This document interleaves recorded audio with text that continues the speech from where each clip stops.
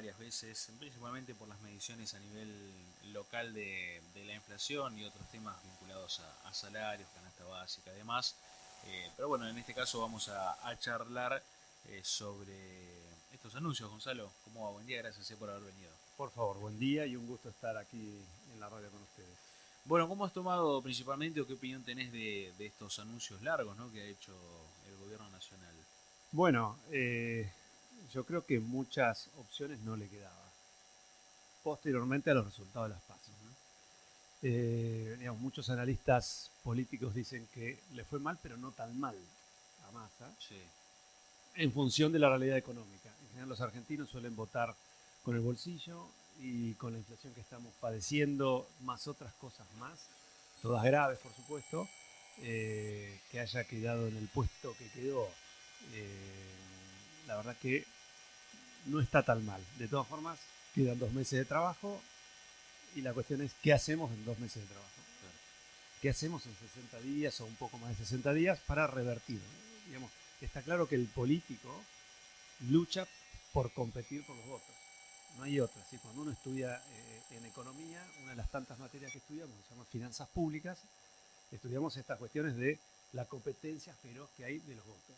Hay que hacer lo que sea, prácticamente y lamentablemente, para captar votos y continuar vigente. Entonces, ¿qué se puede hacer con una inflación de este estilo? ¿Qué se puede hacer con una devaluación o con una variación de tipo de cambio del 20% al día siguiente? Entre paréntesis, a través de una negociación con el fondo, que yo le llamo asimétrica, ¿Por qué? asimétrica en el sentido de que no son dos personas, por decirlo, o dos entes que tienen la misma fuerza, el Ah, mismo bien. poder, sino quien tiene el poder acá, o el poder de fuego mucho más fuerte, es el fondo. Te impone, Casi claro, extorsiva, te podría claro. llegar a decir. O querés los 7.500 millones de dólares, hacé lo que te digo. No, no está muy alejado de eso. Ahora, ¿la devaluación era inevitable? Me parece que no, porque incluso el fondo quería que se devalúe el 100%. 100%, según dijo Massa. Entonces, Sí. inevitable no era, había mucha presión, las expectativas de evaluación eran cada vez más grandes, incluso la oposición, ambos, tanto Milei como Patricia Bullrich, hablaban de devaluación. Ujú. Entonces, las expectativas eran muy fuertes, había un atraso cambiario, es real eso,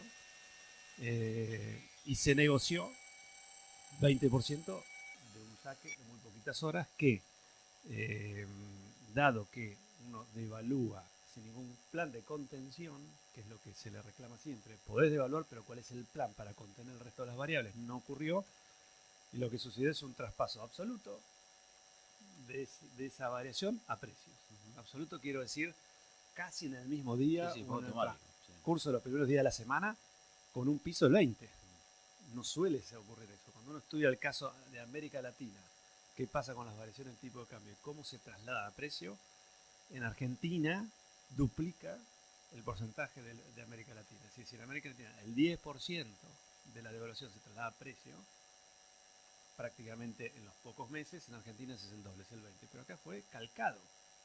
Entonces realmente hizo mucho mal a la economía en general. Entonces, en función de eso, ¿qué hacemos por los próximos 60 días? ¿Cómo paliamos este impacto tan fuerte? Y son estas medidas, que por lo que uno ve, son medidas que uno podrán estar de acuerdo y otros no. Otros dirán, bueno, reaccionó.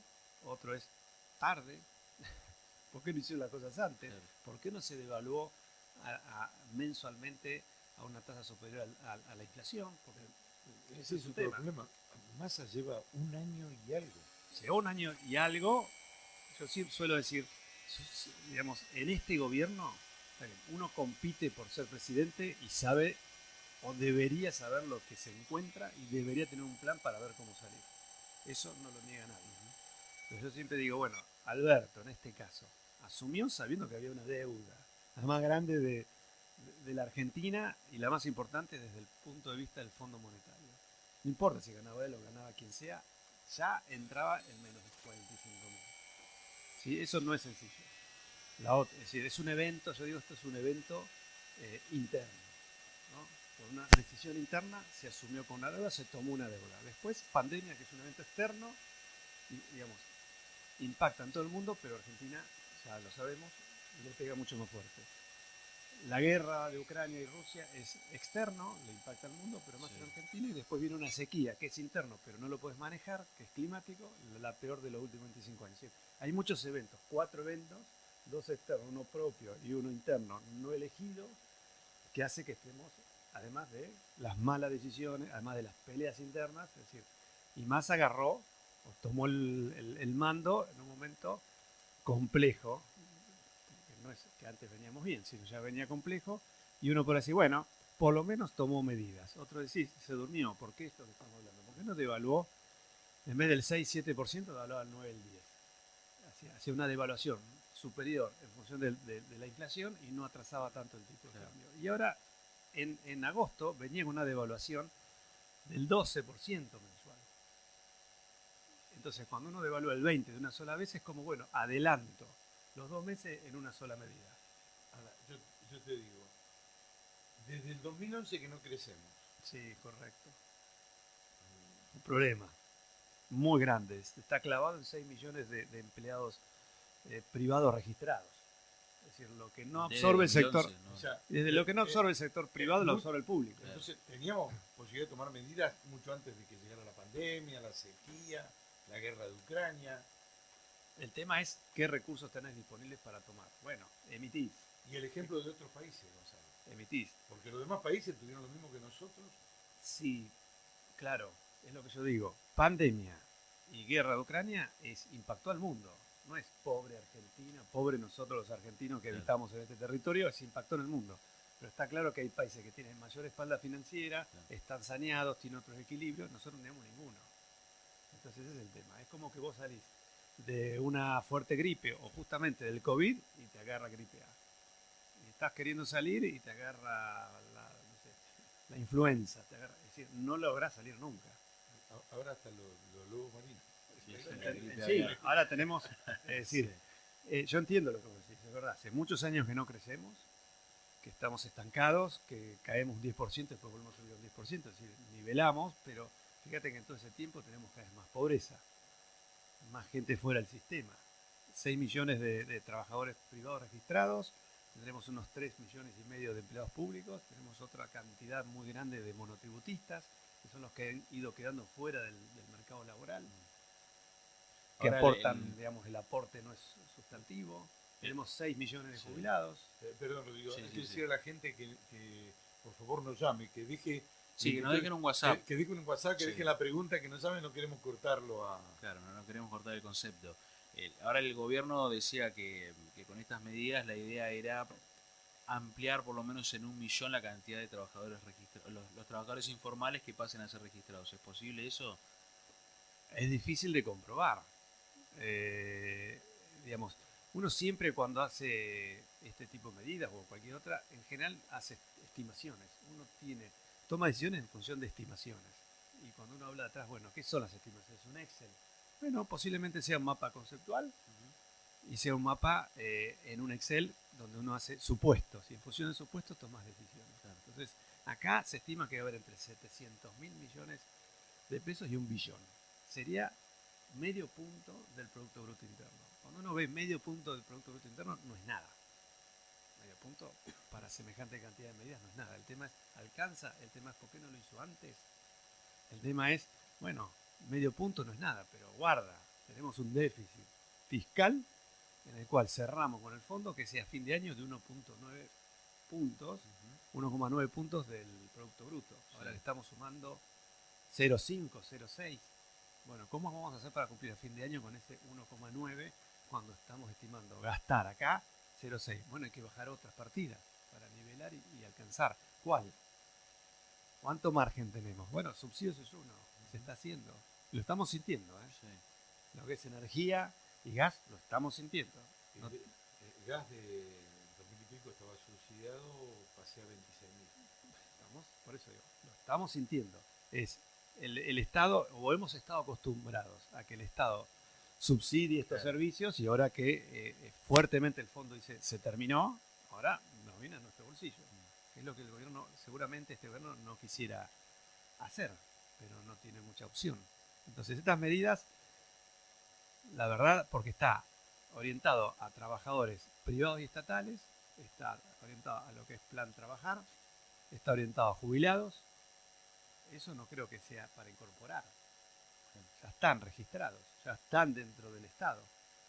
Los jubilados no es para trabajar. No, claro, ya están jubilados. Y después tenés el plan potenciar trabajo, tenés tarjeta alimentar. Jubilados que hay, yo no sé el porcentaje que habrá que trabaja, pero cuando veo las encuestas, la cantidad de jubilados que trabajan, inclusive hasta el hombre y la mujer, los dos jubilados están trabajando. ¿Hacen Sí. algo para poder complementar? Es que por algo está este 40% de pobreza inédito, o 42, o 43. ¿Qué significa? Y no solo 42, 43% de pobreza, sino tasa de desempleo tan baja. Nunca sucedió en Argentina. Ahora nosotros que queremos mirar las cosas fuera de la política, no, o sea, no tenernos de ningún color. La deuda que tanto le adjudica este gobierno a Macri, el endeudamiento con el FMI, ¿qué tanto tuvo que ver eso con todo este escalado? No, forma parte. Además, no es la única deuda que tiene Argentina, ¿verdad? Tiene otras deudas. Argentina tiene otras deudas. ¿El tema cuál fue? Que esta es la mayor deuda que asume Argentina con respecto al fondo, la más amplia, la más grande, incluso el fondo cuando ve sus... ¿Cuál es esta de Massa? No, la de... La de Macri. No, la de Macri. Lo que pasó es que cuando Macri asume la deuda, la asume, es mucha deuda, mucho volumen con vencimiento en un muy corto plazo. Entonces, el problema es que el gobierno que le seguía iba a tener que empezar a afrontar las devoluciones. Es decir, uno cuando toma una deuda, en una empresa normal, cuando toma una deuda para una inversión grande, la toma 10 años, 15 años, por ejemplo. Son a largo plazo, las petroleras son de ese estilo. Las pymes es distinto, a 36 meses, 72 meses, 5 años. En este caso es una deuda la más grande, mucho volumen, con vencimiento en muy corto plazo. Entonces, ¿qué es lo que ocurrió? Que cuando vino el nuevo gobierno dijo, hay que renegociar, hay que patear los vencimientos porque no vamos a poder pagar. Y esa renegociación es la que hizo Guzmán, es la que tanto el propio partido le criticó.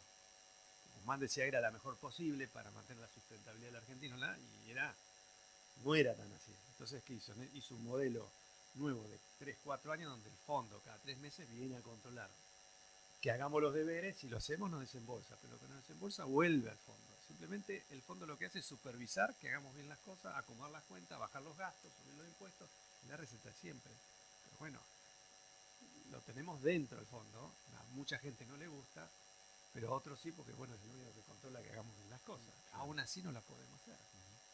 Entonces, si no hubiéramos tenido la sequía, son 20.000 millones de dólares lo que se perdió. Y vos decís, ¿cómo sabés? Y porque vos ves la evolución de las exportaciones en los últimos años y ves hasta cómo venimos hoy, está claro que estamos perdiendo ese volumen. Ahora, yo pregunto una cosa. En el mundo, el petróleo le da guita a un montón de países. Nosotros hablamos de que tenemos una reserva, aunque sea shale, el gas, pero hay una reserva. ¿Por qué nosotros no? Porque se dejó de explorar. Cuando se dejó de explorar, después se dejó de explotar. Porque lo que tiene que ver con combustible se explora y después se explota. Y después se produce, se extrae y todo lo demás.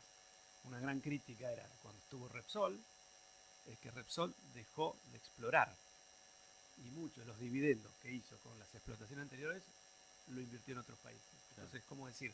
Sacó recursos nuestros para invertir en otros países. Ahí es donde viene ideológicamente todas estas cuestiones de la expropiamos y ahora sí, después empezó a aumentar la exploración.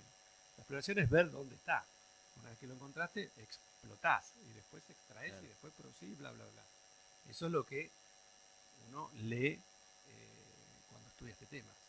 Se dejó de explorar, con lo cual, si tenías 200 pozos activos, quedaron en 35. Entonces, claramente, tuvimos dependencia del mundo exterior. Lo que quiero dejar en claro que es un problema nuestro. Sí, porque sí, si sí, somos sí. capaces de hacer este gasoducto que hicimos en 5 meses, en 4 meses, es una decisión política. Con todos los años que pasaron, ¿por qué no lo hicimos antes? Bueno, ¿Por qué no tenemos 12 gasoductos? Gran pregunta. Yo creo que es difícil de tener respuestas, o la que quieras, la que se te ocurra va a estar bien. Pues somos ineptos, porque nos peleamos entre nosotros, porque no favorecemos al sector, porque no pensamos en el mediano y largo plazo. En general, el argentino piensa en un horizonte muy cerca. Y en estas cosas son años luz. Fíjate que quien va a venir a invertir, que es Malasia, etcétera, todas las inversiones internacionales están por arriba de la coyuntura. Vos podés tener peleas internas, peleas entre la oposición, con inflación de 130, con desempleo. Sin embargo, estas inversiones están por fuera de la coyuntura, porque están pensando en 20, 30 años.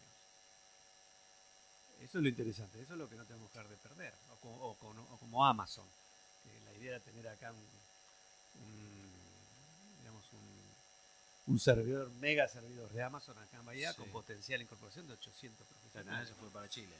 No se fue para ¿No se Chile. fue para Chile? No, todavía está vigente. Ah, mira. Es como que, bueno, compraron las tierras en una subzona franca, en Ruta 51. Sí. No hay nada, pero todavía ese plazo que tienen para invertir se va prorrogando. No está la decisión digamos, no se cayó Ajá.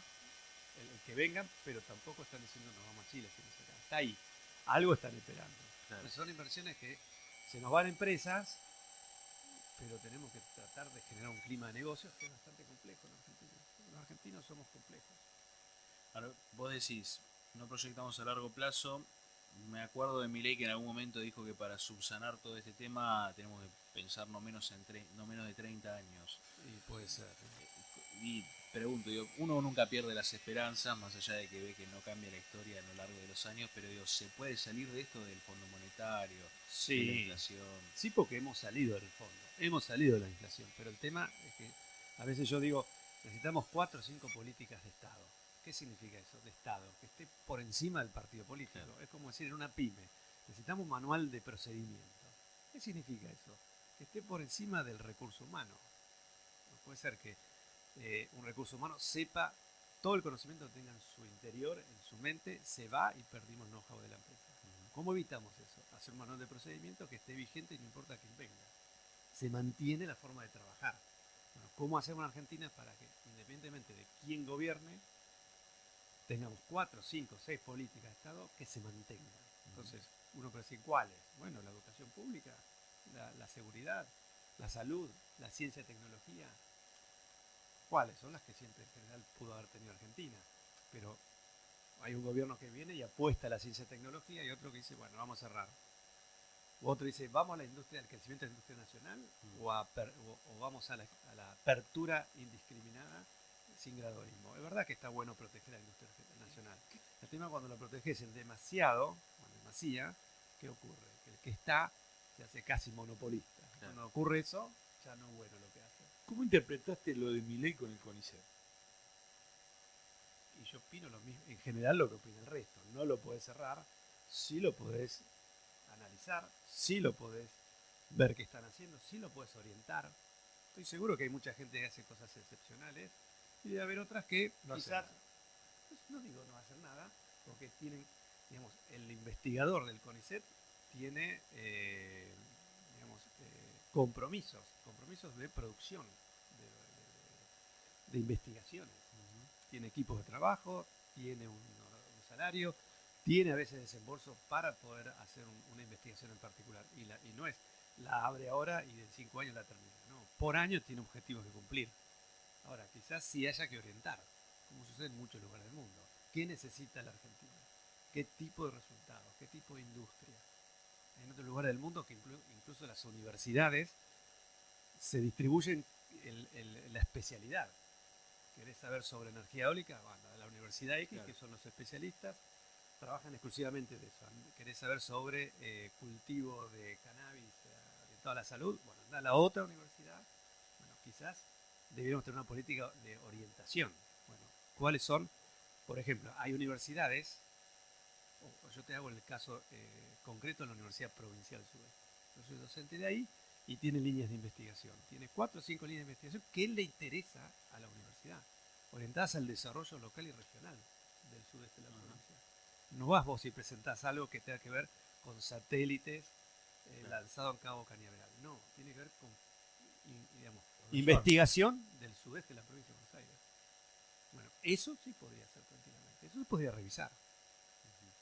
Vamos de lleno a los anuncios. ¿Alguno te llamó la atención Mirá. de todo lo que han dado a conocer? Te diría que algunas son medias típicos. Quizás dólar soja no es que me llame la atención, pero bueno, vamos con la versión 4. Yo ayer decía en algunos colegas, es como ver Jurassic Park. Uno es excepcional. La ves la 4 y ya, entonces ves el dólar, la versión 4, Sí. porque la primera fue muy buena. La segunda, tercera no fue, la cuarta, pero digamos, bueno, necesito que sigan liquidando, porque no tengo reservas. Entonces, ¿qué hago? En ese caso, la soja es un sector muy importante para la Argentina. Bueno, liquiden, adelanten, y es un dólar preferencial como hicieron siempre. Ojalá se pueda tener resultados. El otro es, bueno, industrias más chicas, economías regionales, que dicen, bueno, le das un dólar preferencial a la soja y ¿qué a nosotros? Y eso tiene que ver con el vino, tiene que ver con el arroz, con el tabaco. Eso es directamente, no es dólar vino o dólar tabaco, sino es retención cero. Claro. Bueno, son sectores regionales más pequeños, de no tanto volumen, pero está atendiendo esta cuestión. Después son típicas, porque van, como les decía, van a las pymes, van a los trabajadores, van a los monotributistas, a los jubilados, exportaciones. Bueno, ahí hay un dinero, 700 millones de dólares entre el Banco Nación y el BICE, que es para prefinanciar exportaciones. Le estamos dando una mano a aquellas que de alguna manera no han podido financiarse, se los damos. Siempre obviamente con una tasa preferencial. Con las tasas que hoy hay en el mercado, la verdad que está bueno mirarla, igual que las micropymes o las pymes, el tema de, bueno, las contribuciones patronales. Sí. Todo ayuda. Todo está bueno que lo tomemos si es que está dentro de las posibilidades. Y después pisa algunas cuestiones que tiene que ver con medicamentos, no hay más, Sí. combustible no se aumenta más, las prepagas están por paradas 60 días. tomografía, están parados todo el montón de... Con las Y prepagas lo- dicen que aparentemente van a la justicia. No, y aparte, por Y el ejemplo, combustible estaba en la también. misma. el tema de importaciones que a ustedes debe estar provocando problemas. Las importaciones es un tema muy, Radiología. muy Faltan- sensible. faltan- Falta todo, falta de todo. Sí, digamos. sí. A Es mí transversal. una pavada. A mí se me rompió el termotanque eléctrico que se ensambla en Chile y el técnico me dijo no se consigue repuesto. Tuve que cambiarlo directamente. Eso para mí es una cuestión de, bueno, no desarrollaste la industria nacional en su momento. Uno dirá, bueno, como si fuera tan fácil. Bueno, para eso están los que saben y son elegidos. Si uno tiene una buena industria nacional, quizás no estaremos tan dependientes, pero estamos muy dependientes, nuestra balanza, Sí. digamos, nuestro perfil importador es muy dependiente de bienes de capital y bienes intermedios, que nos sirve para producir y después vender el mercado interno o vender al exterior. Claro. Si eso lo cerraste porque no tenés dólar, no hay dólar billete en Argentina. Estamos en negativo. Entonces, ¿cómo haces para que las importaciones sigan estando vigentes? No sé, que tengo la sensación, yo vivo con sensación, es como la térmica, viste que me dicen hace frío, no, pará, yo tengo mucho más frío.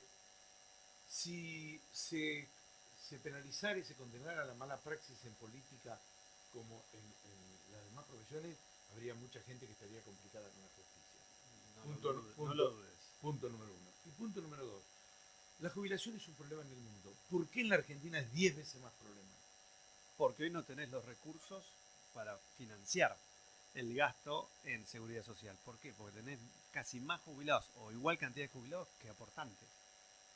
Es decir, el mundo, ¿qué está pasando? Ahí, el mundo está teniendo muchos avances, no recientes, sino hace muchas décadas, en la salud. La esperanza de vida aumentó en todo el mundo. Pero la edad jubilatoria sigue siendo la misma. Eso es un gran tema a discutir en el mundo, y en Italia, que ocurrió, elevaron la edad jubilatoria. Entonces dice, bueno, si ya tenés una esperanza de vida promedio del 70 a 75 años, pero te jubilás a los 60 a 65, es como que tenés 10, 15 años. Macron lo llevó a los 62 y casi le Sí, pegó. Bueno, porque es un derecho, y los derechos, como todo el mundo sabe, es difícil entregar los derechos. Bueno, hay que pensar eso. Evidentemente, en Francia tuviste un problema, en Italia lo tenés y en el mundo lo tenés. ¿Cuál es la cuestión? Que cada vez más jubilados o cada vez personas ingresan al conjunto de jubilados y no tenés muchas personas que están trabajando. En el mundo también tenés problemas de empleo. Las nuevas tecnologías, inteligencia artificial, ya están diciendo qué tipo de trabajo van a desaparecer. ¿Tenés idea que en el mundo también, como ocurrió acá, personas que no habían aportado nunca las jubilaron? No, yo no desconozco eso. Desconozco, no. Acá hubo mucho que... Acá hubo eso. Acá pues es una cuestión, yo entiendo lo que no significa que uno esté de acuerdo. No, ¿qué entiende? Que hubo hay muchas personas en edad de jubilación que no aportaron. Sí. Que no aportaron porque o eran amas de casa o porque trabajaron pocos años, no tuvieron los aportes que tenían que tener, los tuvieron 2 3 años. Es decir, esa gente, ¿qué hacemos? Es decir, desde el lado de la política, ¿qué hacemos con esta cantidad de gente que no aportó la mitad y hoy tiene que subsistir? Si no es por las generaciones futuras, que son sus hijos o sus nietos, que podrían mantener, decir, bueno, que la mantengan, es una decisión, que la mantengan, y si no tienen hijos, que mueran, que se mueran de hambre, que estén en la calle, o los incorporamos. Y fue una decisión política, ideológica, política, de contención social, pero eso agregó mayores gastos. Si uno lo ve técnicamente, me sumaste gente y ¿cómo lo financiamos? ¿Cómo lo gastamos? ¿Cómo ahora los contenemos? Y se les dio a ellos una jubilación mínima. Bueno, los incorporamos. Vamos a hacer como que simulamos que aportaron 30, pero le damos la mínima. Y la mínima ya saben cuál es. Y poco alcanza, pero se incorporó esa gente. El tema es cómo financiamos. Hoy debe ser de la estructura de gastos de nación, entre seguridad social y empleados públicos tenés arriba del 60%. Sí. Entonces cuando dice, bueno, hay que bajar el gasto, perfecto, yo estoy de acuerdo, hay que bajarlo, porque así no se puede vivir eternamente.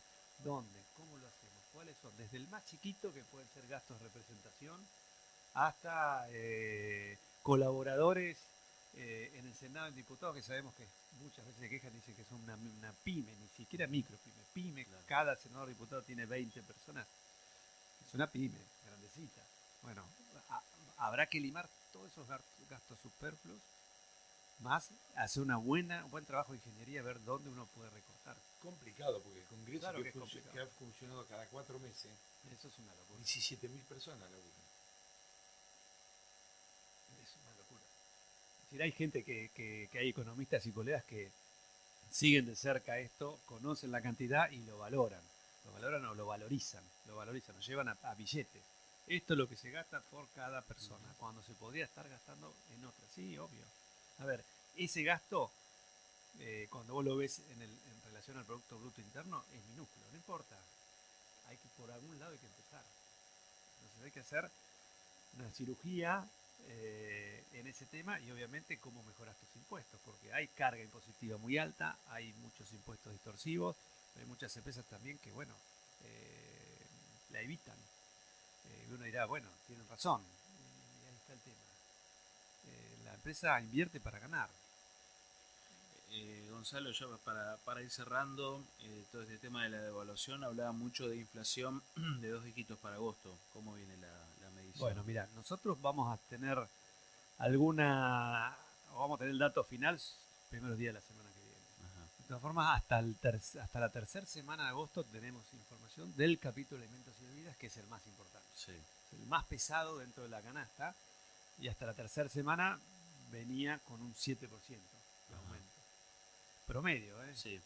Porque cuando yo te digo el 7, uno dice el 7, siempre nos dicen nosotros, estás mintiendo. En realidad hay tantas variedades que nosotros tomamos y cada variedad y cada capítulo tiene su peso relativo en la canasta. Un 7%, si vos me decís que es mucho o poco, esa es la gran tema. Uno tiene que compararlo con algún otro indicador. Bueno, estamos prácticamente en la misma situación que lo que fue abril.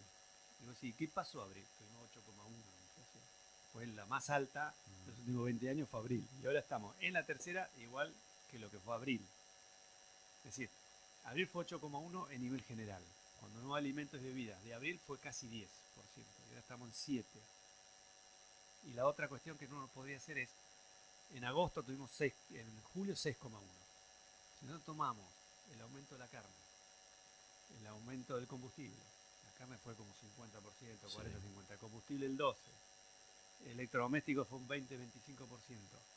Si nosotros esos tres, si digamos, lo incorporamos al índice de precio, suponiendo que el resto de los capítulos se mantenía igual, teníamos un piso de 9. Sí, un piso, o sea, lo Un más bajo. piso de 9, Sí. suponiendo que el resto de los capítulos, salud se mantuvo igual, educación se mantuvo igual, bienes Claro. se mantuvo igual, equipamiento se mantuvo igual, esparcimiento se mantuvo igual, cosa que creemos que ninguno se mantuvo igual. Entonces decís, bueno, arrancamos un piso 9. Si vos me preguntás, sería para el gobierno una buena noticia que sea 9,8, por decirlo yo, se lo digo, digamos, hablando entre Que nosotros. no llega a 2. Claro que no llegue a 2. Claro. Porque fines de abril, principio de mayo, se esperaba que mayo tuviera 2 dígitos por la variación tipo de cambio informal de fines de abril. Ajá. Y no ocurrió. No pasó eso. ¿Pero Pero fue ahora, forzado o...? no. Ah. Fue así, porque en general yo comparto las variaciones nuestras con muchos colegas de Buenos Aires, de consultoras importantes de Buenos Aires, y nos daba lo mismo, Claro. digamos, no es forzado. Sí, para el gobierno sería buenísimo que no supere, que no sea 2 dígitos, pero si uno hace el traspaso, ahí digamos, hay una fórmula muy sencillita que es el pass-through, es cuánto impacta la variación de tipo de cambio en los precios. ¿Cuánto de ese porcentaje, de ese 20%, 22% de devaluación, se va a precio? ¿Cuánto y en qué instancia? Porque hay evidencia empírica que te dice que después de un año todavía se siguen trasladando a los precios los efectos de una devaluación. Hay fórmulas matemáticas. Ahora hay una que es muy sencilla, que es una mera multiplicación. Si el 20% de la variación de tipo de cambio se va a precios según la historia argentina, ¿cuánto podría ser la inflación? Nos da 0,2 por punto 22, que sería la devaluación, nos da 12,5. Claro. Es decir, Ese sería el número. podría Más estar o menos. entre 9, que es el piso, 9,1 y 12,5. Vamos a ver la semana que viene. Gonzalo, gracias por haber venido. No. Podríamos hablar largo y tendido, pero bueno. Lo bueno es que no te quedas sin laburo nunca, pero Eso es debe verdad. ser un dolor de cabeza en algún tramo como a todos nosotros, ¿no? Nada más que un Sí. poco más entendido. Gracias, por haber venido. Gracias por la invitación. Por favor. Hablábamos con Gonzalo Semilla, que es el titular del CREVA aquí en Bahía.